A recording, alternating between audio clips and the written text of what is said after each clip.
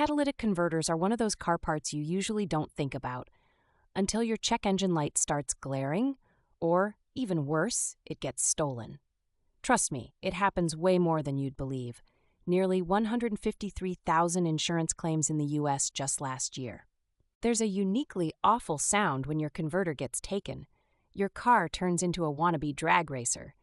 Suddenly, your peaceful street commute is mortifyingly loud, and your exhaust is probably making your neighbors question their life choices.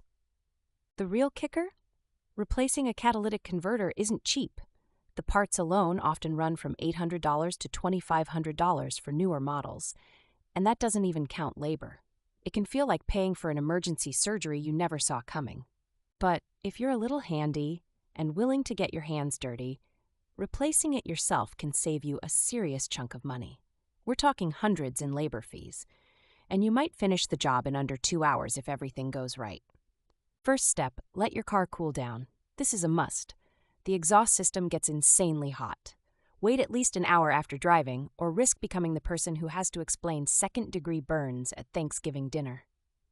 Next, get under the car safely with jack stands. Not just a jack. Those things can slip, and crushing yourself isn't worth impressing anyone.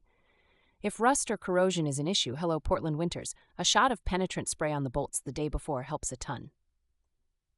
Most catalytic converters are bolted on with 2 or 4 flange bolts and a few exhaust hangers. You'll need a socket set, typically 14 millimeters, but double-check your make and model. A little leverage goes a long way, especially if you have a breaker bar stashed somewhere. Here's the thing, some converters come welded. If that's you, it turns into a different animal, one involving saws and possibly a welder.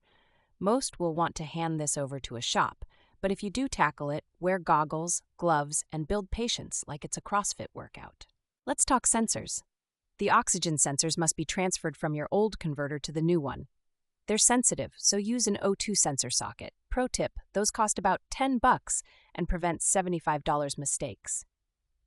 Damaging a sensor means more warning lights, more codes, more headaches. With everything prepped, align the new converter in place.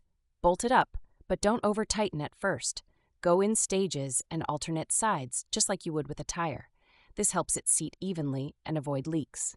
Take a deep breath, you're almost done. Double-check for gaps or leaks by running the engine while the car is still in the air. If gas fumes or noise escape from the seams, you'll want to retighten or use new gaskets. Fixing this now beats failing emissions testing later. Trust me.